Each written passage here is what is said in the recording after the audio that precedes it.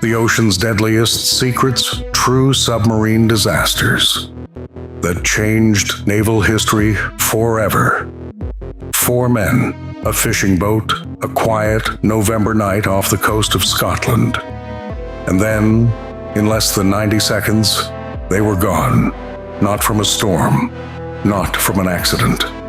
They were dragged to the bottom of the ocean by a nuclear submarine that didn't even know they were there. But that's not even the most terrifying story I'm going to tell you today, because somewhere beneath the South China Sea, a military submarine carrying dozens of sailors was pulled toward the ocean floor by a force no one could explain. And the hull began to scream. And in 1963, 129 men went to their deaths in under 2 seconds. And the debate over what killed them is still not settled to this day. These are true stories, and they are the most frightening things the deep ocean has ever swallowed. The invisible killer beneath the South China Sea. Let me ask you something. When you think about what makes the ocean dangerous, what comes to mind first? Sharks? Rogue waves? Running out of fuel too far from shore? Here's the thing. Most people who think seriously about ocean dangers still miss the one that might actually be the most terrifying. Not because it's rare, but because it's invisible. It's silent. And the people it has targeted didn't even know it existed until it had them in its grip. I want you to pull up an image in your mind. You've probably seen something like it before. A photograph taken by NASA from orbit, looking down at the Atlantic Ocean. What you'd see isn't blue emptiness. There's a swirl, a massive, glowing, electric blue spiral sitting on the ocean surface. So wide and so vivid that from space, it almost looks like the eye of Jupiter's storm. That thing has a name. Scientists call it an eddy. Now, before your eyes glaze over, I know that sounds like a geography term you forgot after high school. Let me explain what this actually means for a human being in the water or beneath it. An eddy is, in the simplest possible terms, a rotating column of water. Like a whirlpool, but not the dramatic drain in a bathtub kind. It's a current that circulates. Sometimes you can spot small ones when you're out paddling a canoe. A little spin near a rock, the water curling back on itself. Those are harmless. Those are almost pleasant. But in the open ocean, eddies can grow to a scale that defies easy comprehension. The one in that NASA photograph, 150 kilometers across. Nearly 100 miles from one edge to the other. And what makes it visible from orbit is that it formed in a region dense with microscopic marine organisms called phytoplankton, which cluster together in the rotating current and catch the light from above. These large-scale eddies form constantly throughout the world's oceans. They drift, they spin. And because most of them form deep beneath the surface, far from any place where humans usually operate, most people don't even know they're there. Most people. In 2014, a diesel-electric military submarine was assigned to a routine operational mission in the waters near the Paracel Islands in the South China Sea. The Paracel Islands are one of those places that looks impossibly beautiful from the surface. White sand, clear turquoise water, the kind of scenery that ends up on travel calendars. But the seafloor beneath those stunning waters tells a very different story. The seabed in that region is not uniform. It's broken and chaotic, carved by geological forces into a patchwork of ridges, shallow shelves, and trenches that can drop without warning to depths of 10,000 feet or more. And that irregularity, that unpredictability, has a direct effect on the way water flows through the region. The submarine was traveling at its standard operational depth, moving through what the crew believed to be familiar territory. The captain had his systems running normally. His crew was calm. There was no sign of anything wrong. And then the submarine began to sink, not because of mechanical failure. Every instrument on board confirmed that. All systems were functioning exactly as they should, and yet the vessel was descending, and descending fast, as if something enormous had reached up from the darkness below and closed a fist around the hull. The captain ordered an immediate ascent, full ballast tank inflation, maximum upward thrust. Nothing worked. The submarine continued to fall, dragged toward the trench below like a stone. And as it descended, the crew began to hear something that every submariner dreads: the groaning of the hull under pressure, metal flexing under forces it wasn't designed to sustain.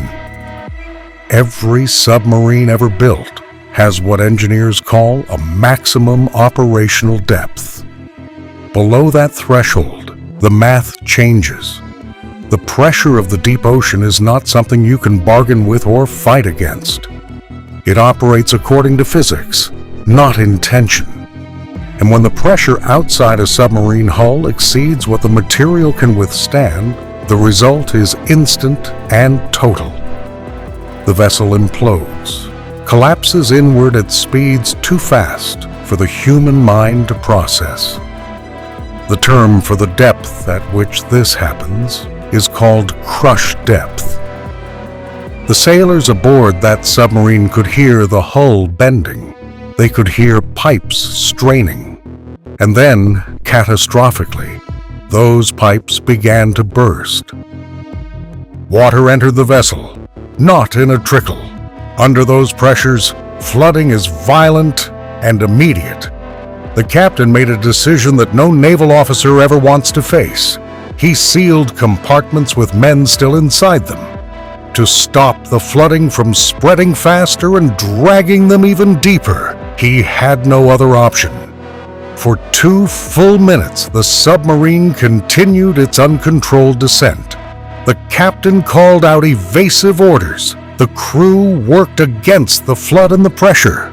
Ballast tanks were blown. And then, with the submarine approaching the outermost edge of the depth range from which recovery was even theoretically possible, the descent slowed. The submarine began to rise. They had come within a margin so thin that most submarine engineers would later struggle to quantify it. But every man who had boarded that submarine came back alive. So what pulled them down?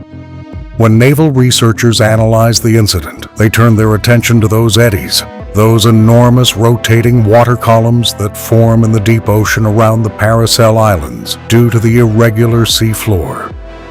What they found was extraordinary. Some of the eddies measured in that region were 100 meters wide and stretched thousands of feet vertically. And within them, the water rotated at nearly 8 times the speed of the surrounding ocean. Think about that for a moment. Imagine a column of rotating water, invisible from the surface, thousands of feet tall, spinning at 8 times the force of everything around it. From the outside, you would see nothing. From the inside, it would feel like the ocean itself was trying to tear you apart. These eddies behave in many ways like underwater tornadoes, slow enough that they drift rather than sprint, but powerful enough to pull a fully operational military submarine toward a 10,000-foot trench in a matter of minutes.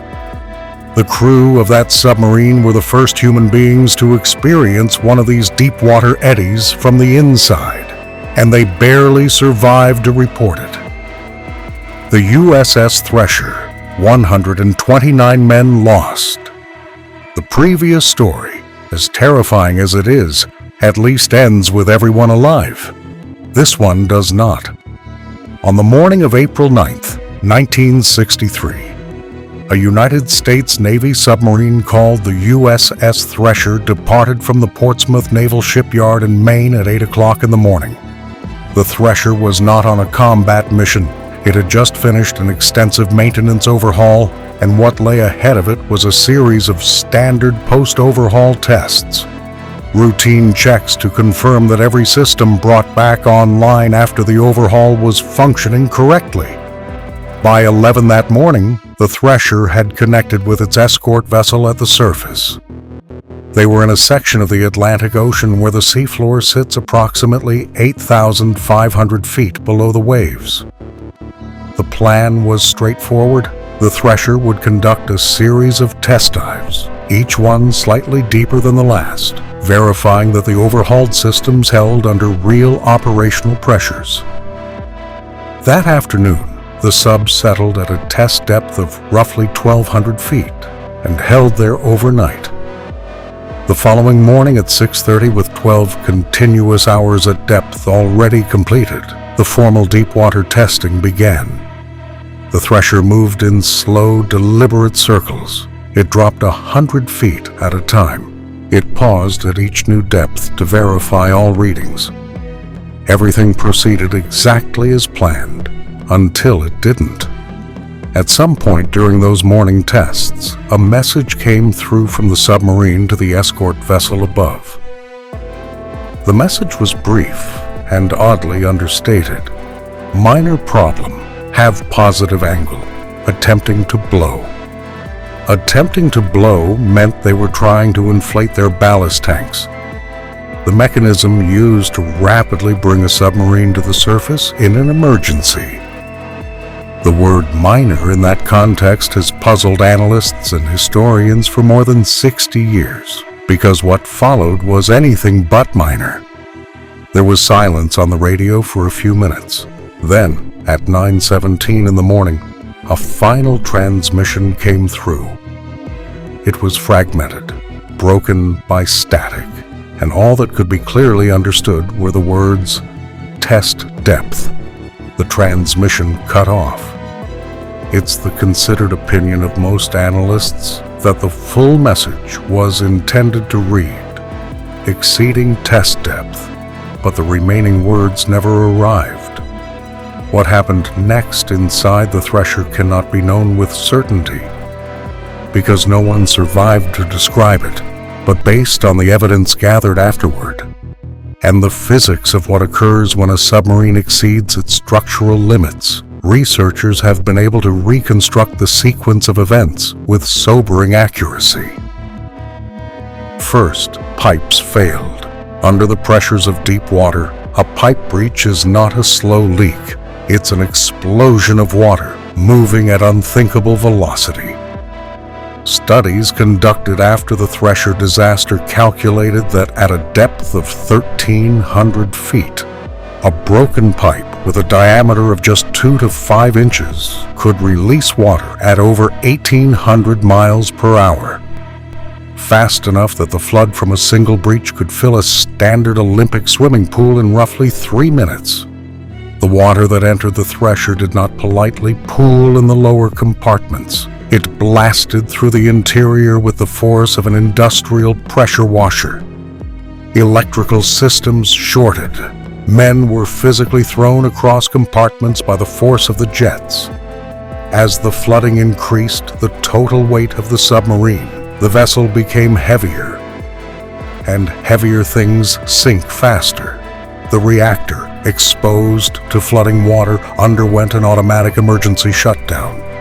The procedure for transferring power from reactor systems to backup batteries takes approximately 7 minutes. 7 minutes that the Thresher did not have. With no power for propulsion and no way to inflate the ballast tanks fast enough to counteract the descent, the submarine fell. The hull groaned. The internal lining began to crack. The frame bent, and then, in a fraction of a second, roughly 1/20th of a second, the Thresher imploded. The implosion was detected by the escort vessel at the surface as a single sharp burst of acoustic energy, a high-intensity, low-frequency signal that the crew initially struggled to interpret. It was only later that they understood what they had heard. 129 men were aboard the USS Thresher that morning. Not one of them survived.